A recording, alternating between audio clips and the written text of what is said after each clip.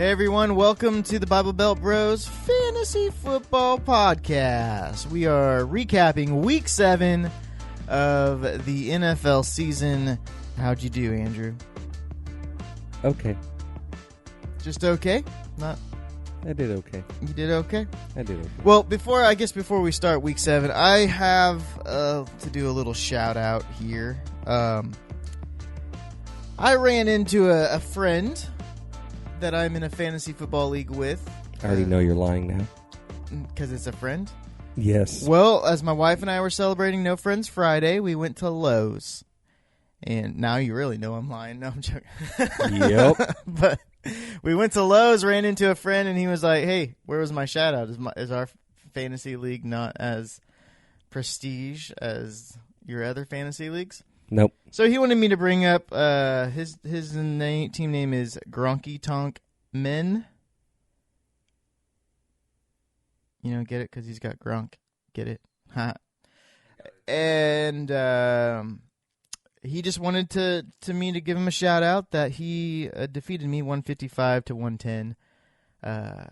That's a pretty big spanking. What week? Week 5. Well, okay, so he had Tom Brady, who threw 4 touchdowns against Indianapolis, and that doesn't happen regularly.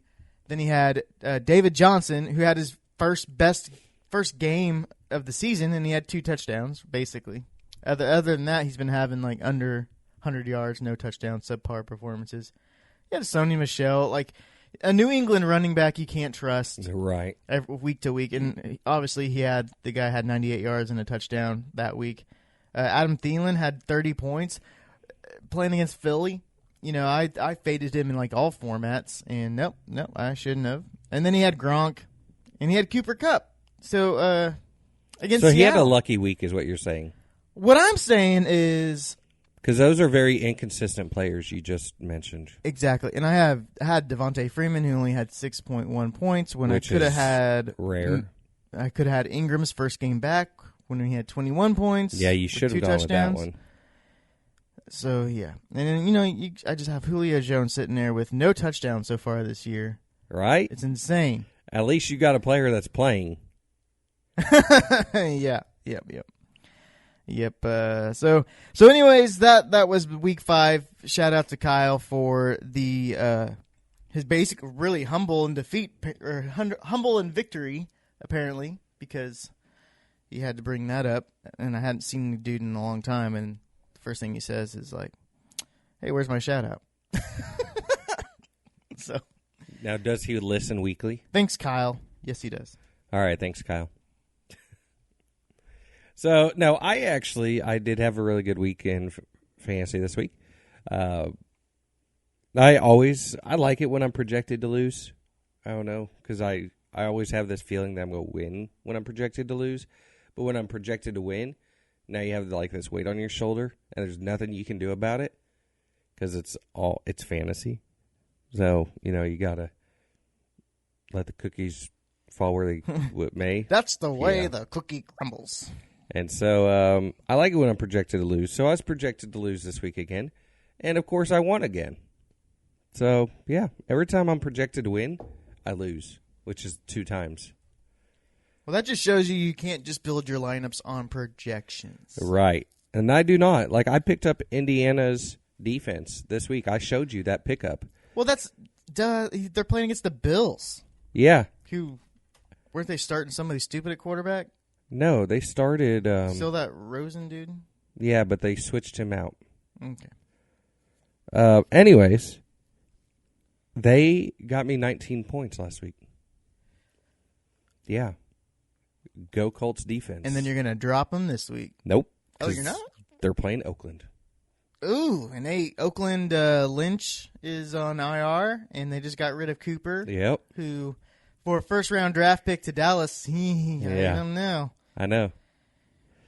Josh Gordon the Patriots got Josh Gordon for a 4th rounder, and then Dallas gets Amari Cooper for a 1st rounder. So it's like the Patriots are doing it right, as much as you hate them. Well, I don't know. Really, Oakland's doing it right because they have 3 first-round picks for next year. That's true. They're probably going to use that first one on a defensive end, probably.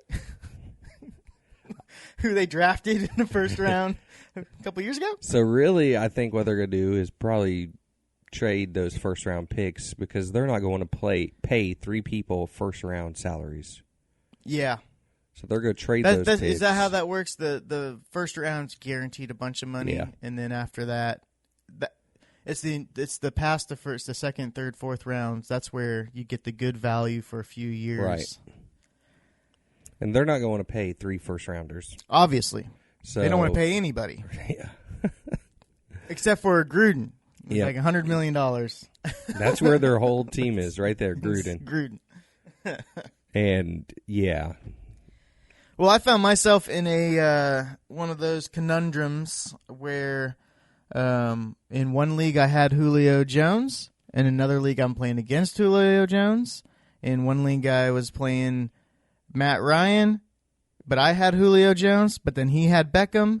And so I was like in this like, okay, one of these teams surely is going to win because I have in 3 leagues I'm playing against and have somebody in all games. Is this why you don't watch games during the week or on the weekend? I just focus on FanDuel because really on a season long, even though I lost, it doesn't really matter until the end. So I just got to position myself a little better getting to the end. But for me, it was just it was just so frustrating, and I ended up losing them all. So I don't know how that works. You know, I would think that the way my team was spread out, that one of those would have worked out for me. But no, I lost all 3 of them. How was your FanDuel? Thanks to Andrew, now's not a good time to bring up my FanDuel. Because if I go back into my account and I go to scores. Yes. So really my big question was who is right about the quarterback? Oh, Andrew told me to start Flacco Over Goff, which that was fine, but then Flacco's receivers sucked. So, listen, and when I play FanDuel, I stack a quarterback with a receiver. I mean, that's what you want to do. I would pick a good quarterback and go with good receivers. I did win $5 on a contest. Look at you. And it was not the one with Flacco in it, though. How much did you put into it, though? More than $5. And let's just say I dabbled into the NBA a couple times, and I'm doing better in that than I am doing in football right now. So maybe you should just quit football and stick to NBA. Never. No. The thing is, I can't stay up late enough to watch these NBA games until the end. So I play the daily mid-afternoon schedule. The old man schedule. So, do you have any players on your watch list this week? On my pickup list, watch list? Is that what you're talking about? Yes. Not really. I haven't really dabbed into that to see the matchups. I do know that Dallas has a bye and Atlanta has a bye. Yeah. So I'm just going to take another L this week. I have 4 players on bye this week in my already limited receiving core. Yeah, I have Matt Ryan and Julio Jones in a couple leagues now, and that's going to hurt. I know Kirk Cousins is really letting me down. I did not do a very good job drafting to prepare for bye weeks, apparently, because even guys on my bench are on bye. What's the point? See, I always look at bye weeks when I'm drafting. I typically do. I do not take more than 2 people. I feel like I've dropped people that I drafted. Yes. And then I picked up people with the bye. So, yeah, I apparently have Matt Ryan. Oh, no, that's not me. Yes, it is. No, it's not. No, it's not. It's not me. I need the other league. My team. Yep, Julio Jones. Do I know?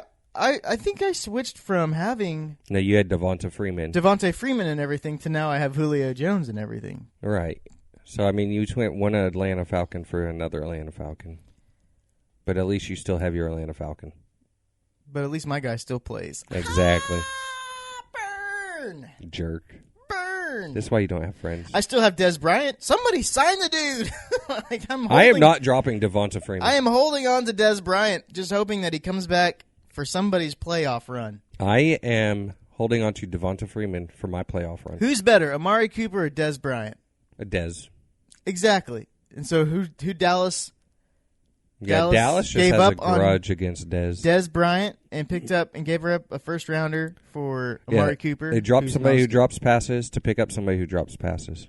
Or even, he's not even been thrown to, so he's not even getting open. It's because he drops passes. Here's the debate I was thinking. Julio Jones doesn't have a touchdown this year. Right. And but he's probably the most effective receiver on that team. Well, here's my question. Is Julio Jones just not very good? He's great in open space, but he's not good in getting open in tight space? No. He's not getting open in the even the throws that are to him. He's getting open, but he's No, always he's not. he is. He's always in double coverage though.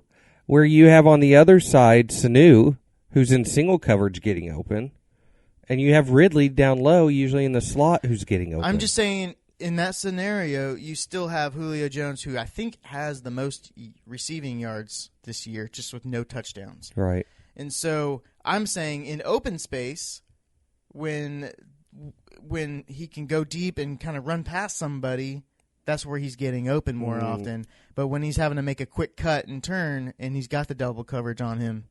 Now, most of his are 10 and outs or 10 and ins. Okay. Well, I don't know. I'm trying to figure out because this has been a struggle for Julio's entire career. Like, his touchdowns are big plays. They're not the quick slants. Well, look at his targets and look at his receptions. Those numbers are both going to be high. Well, yeah, because but not on the red zone. If he was not doing within this, 30 yards. Yeah, because you have Ridley and Sanu right there, who are your under guys and who are going to catch the ball. You just said Julio was going up the under guy. No, he's the 10 and out or 10, 15 and out. Look at his receptions, bro. You have him right there. I don't want to look him up. Look how many targets he has. I guarantee it's going to be double-digit targets. This doesn't show targets. It just shows his receptions per game. 10 receptions, 5, 5, 9, 5, 10, 9. Now, So only I'm two pulling him double-digit reception games. I'm going to pull up his targets. But it's 10 receptions for 169 yards. 16-yard averages. Exactly. It is. That's not a big play. I mean, it is, but it's not one deep. big play followed by small 5, 10-yard passes. All right, Julio Jones. 5 receptions, 64 yards. 5 receptions, 96 yards. Here we go. First game, 19 targets, 10 receptions. Second game, 9 targets, 5 receptions, and then 6 targets. That's the game Ridley blew up. 12 targets, 9 targets, 14 targets, 12 targets. He's getting the double-digit targets. He has targets. Yes. He's getting double-digit targets with single-digit receptions. But he can still get 30 points with no touchdowns because he's making big plays, getting big yardage. But when you shrink the field, he's not going to get that. That's all I'm saying. I'm going to look up Ridley. Or maybe Matt Ryan's not confident enough to throw in a double coverage in that situation. I think it's more Matt Ryan than Julio. I'm going to pull up Ridley. I want to see his stats. I want to see how many targets he's getting. 2, 5, 8, 6, 5, 3, 6. Yeah, Ridley is not getting a lot of targets, but he catches and he makes doing big a lot plays with them. Yeah. His yards after catch, I wish I had that stat, but that's going to be high. Whereas Julio, always in double coverage, his yards after catch are going to be like 1 or 2. Yeah. But So I don't know. Like I'm hoping for that 1 game, 4 touchdown Julio Jones performance that he has to break a slate wide open. So I'll continue playing them on FanDuel and just hoping that I'll win a tournament or something with them. Get them low owned. Yeah, does that happen? Is Julio low owned in FanDuel? Yeah, because he's a lot. And touchdowns is kind of key in... But I thought you were pairing your receiver with your quarterback. So you're Well, I have picking 3 up... receiver options. I usually pair a quarterback with one. Gotcha. Like, there's different theories. Like, there's different types of games. There's 50-50 games, which is, like, lame. Why would I only want to win $1 for my dollar spent? I want to win because the problem is I have spent $1 bet and gotten 25th place out of 175,000 people and won my $300+ dollars. So now I got the taste of it, you know? I just got the taste of blood, and I'm right there. Overall, are you plus or negative? This year I'm negative for sure. In previous years I've been evened out. Like so then the week that I've won negative? $300, I like immediately took most of that out. So most of it. Well, yeah. All but 20? No. All but 50. All but 50. You're like, no. I didn't do 20 on a normal week. And then what usually happens is after NFL season, I'm positive. I'm like, yes, going good. And then I'm like, well, let's play some baseball. Let's play some golf. Yeah, I've played golf. I know. Oh, man. That's how I knew your addiction was bad. No, you were playing golf. Playing fantasy golf. But the problem is when you win a fantasy golf and you're like, oh, yeah. That was easy. That was easy. I could watch golf at work. It's like drug dealers. They give you a good lineup the first time. And then just get you that taste, get you hooked on it, and then you suck the rest of the time. Hope you guys have a good week. Make sure you get you guys off the bench. This is going to be a pretty big bye week for me. Hopefully, you guys have a little bit more success than I have. We'll see you. Have a good one, guys.